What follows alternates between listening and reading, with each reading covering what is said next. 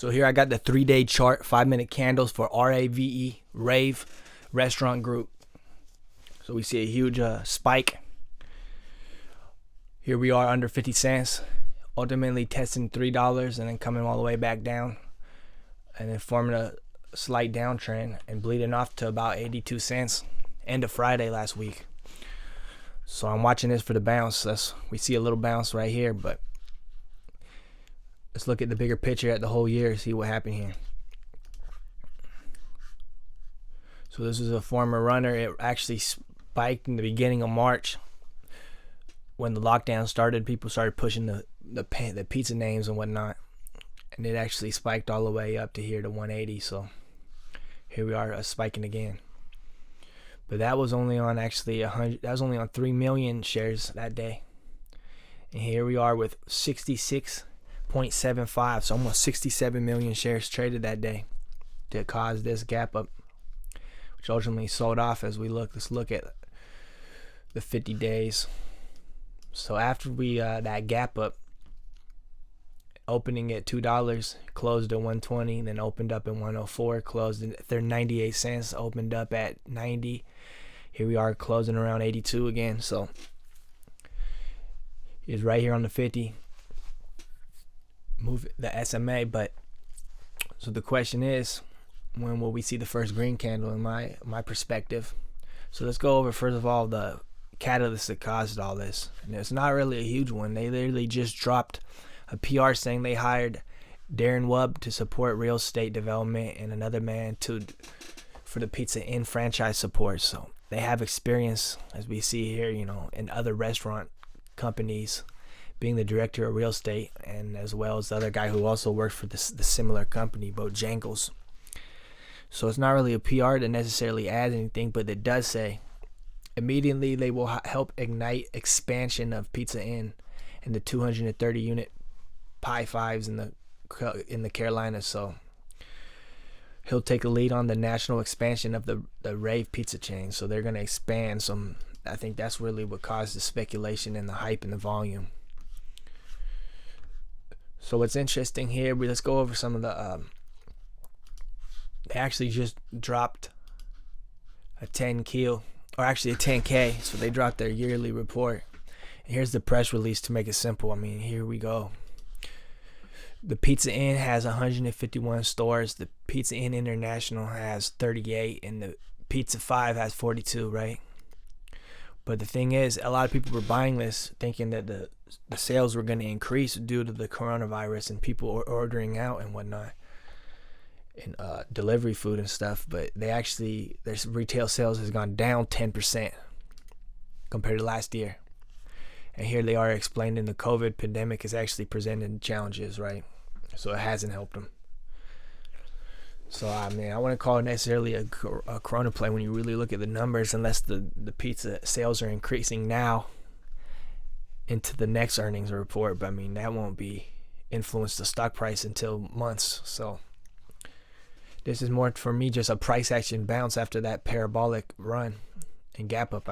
So let's look at the fundamentals. That's what's interesting to me. So when I dug through this 10K on page 17 over here, I found it says, during the fourth quarter of 2020, we furloughed certain employees, reduced base salaries by 20% of all remaining employees, and otherwise reduced expenses. We expect reduced cash flow from operations during fiscal 2021 as a result from COVID pandemic.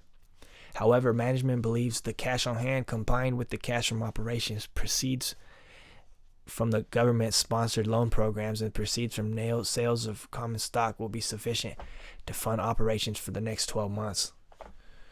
So that right there, when they say proceeds from sales of common stocks, that makes me worry for an offering. So I want to hold this long-term. This is going to be a short-term price action play, and every night you hold it over in the next pre-market will imply more risk to the position.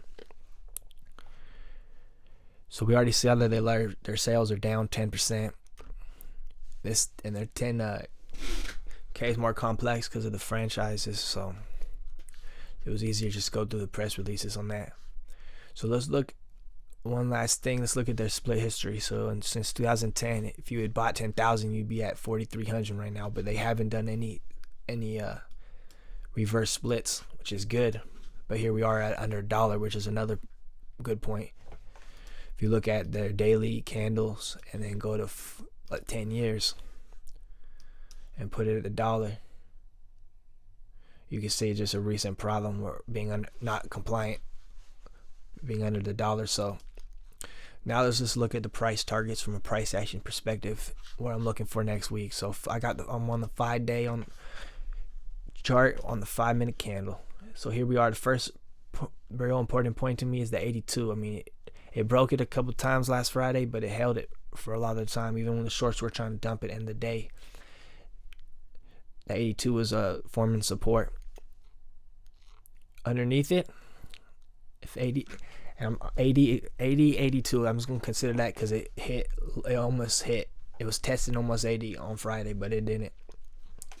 I got 8.6, so let me look actually what the lower day was on Friday.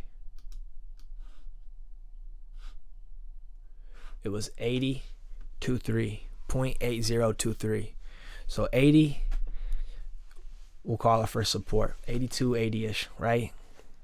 If that breaks, there's a little support at 78, so I'm not necessarily thinking it's gonna dump for sure. But if so if 80 breaks, I'm in that 8. I told to swing at 80.809, and then I loaded some more on that dip, and I got to average at 0.806. So as soon as that 80 breaks, I'm out.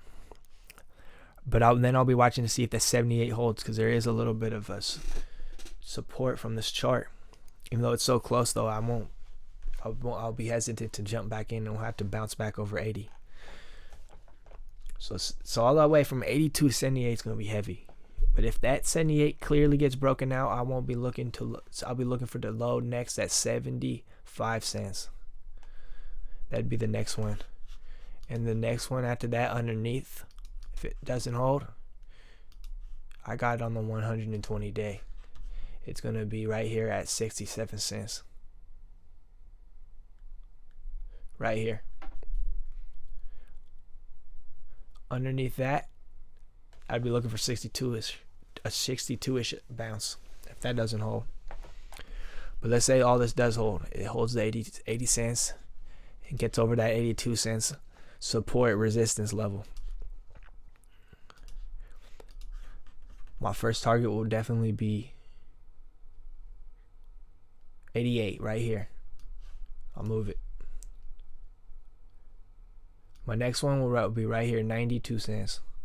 After 88, I'm going for 92.